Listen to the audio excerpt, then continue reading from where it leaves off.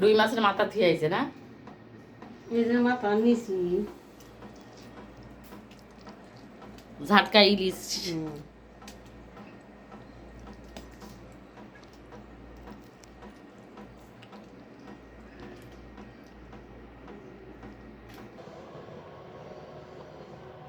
Rice কুকারে ভাত চাপাই যে দেখাইছিলাম না যে হলো তেল দিলে পারে ভাত হলো উতলাবে না, বুদ বুদ উঠবে না।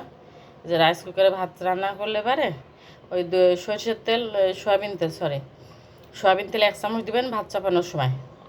তাহলে এবার এই যে রাইস কুকার বন্ধ করার পরে যে এখান থেকে যে ভাপটা ওঠে, সে উঠে এগুলো সব নষ্ট হয়ে যায়, সেটা আর উঠবে না।